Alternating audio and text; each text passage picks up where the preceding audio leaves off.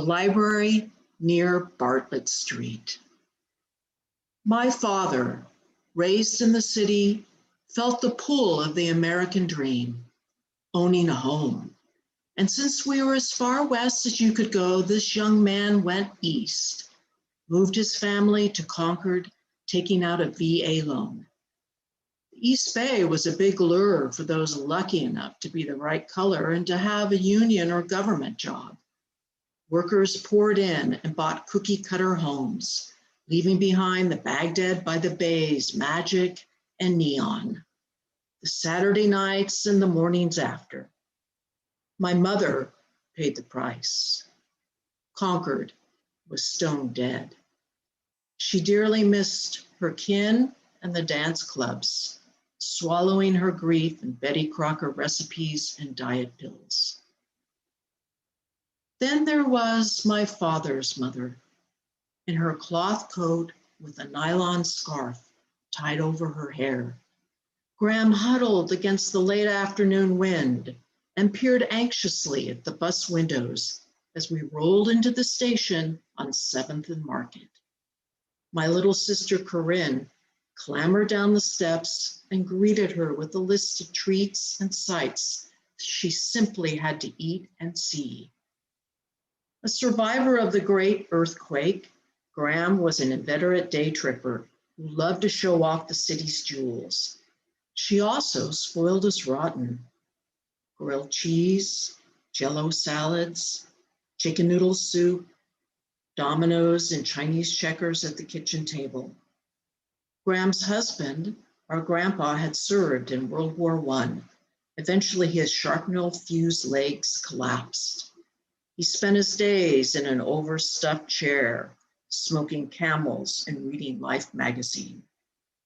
Graham would take us to Golden Gate Park, to Playland at the beach, where the 6-foot-tall animatronic crone Laughing Sal frightened Corinne.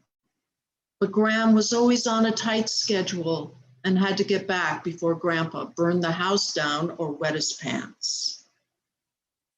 But today was special. My first trip alone with Corinne to the city where Dad had been born.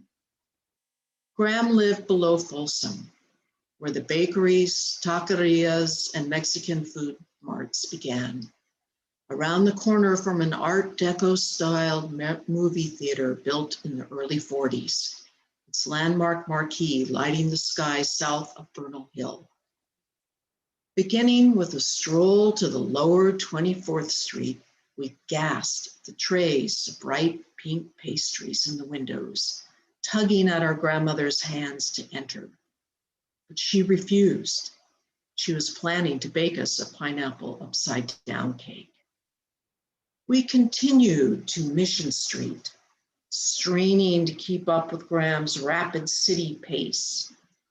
Poor Corinne, with her tiny legs and feet, hustling past shoppers, pulling carts and carrying bouquets and pink bakery boxes, with buses hissing and squealing and stopping to disgorge riders into the mix. I held Corinne's hand tight, afraid she would topple over and disappear through a sewer grill. Entering the Mission Mart, an indoor market filled with fish and tanks, produce stands, and a butcher palace. Its windows steaming with pieces of a freshly slaughtered cow, glistening wet under the overhead lights. We averted our eyes and begged Graham, who was haggling over maraschino cherries and pineapple, to hurry. Skipping past the florist to a small pharmacy that sold comic books, we each picked one. Corinne preferred the antics of Archie. I chose the more mature Lulu. Then, unexpectedly, Graham turned west at Leeds Shoes. Corinne and I were both devotees of the bookmobile that parked near our school. We thought books lived there, on wheels, and were quickly in and quickly out. It was a space too small to linger, a space that left us unprepared for a real library, for this huge, handsome, two-story Beaux Art building inside a wrought iron fence, dominating the corner. At the top of a series of white stone steps, Graham could barely open the tall wooden door that revealed a lobby as big as her apartment. We followed her in, where surrounding us were wall-to-wall books, 2 floors of them, the ground floor and another below, down a beckoning, cantilevered marble staircase.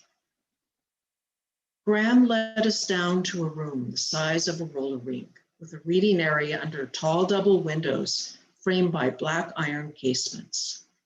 Tables were piled high with abandoned books, magazines, and adjustable lamps. Graham went up to hunt for her Dorothy Sayers mysteries, leaving us to excavate the stacks. How could books live in 2 places? How did they get from the bookmobile to here? We found out that Beverly Cleary wrote more books than one about Henry Huggins, and that there was a sequel to The Lion, Witch, and the Wardrobe. Time collapsed as I became immersed in Narnia. Looking up at the chandelier hung from the pitched wide beam ceiling, I marveled that someone had built this room, filled its shelves with books, and it was all free, which felt so un-American. I vowed to become a communist. I liked the word and how it made adults angry. Sitting at the smooth hardware table with Corinne, who was swinging her feet that didn't touch the floor, I knew I was experiencing deja vu, my favorite phrase, a dim memory of a bibliophile past. My course was set. I would be a communist and move to San Francisco and live in the basement of the library near Bartlett Street.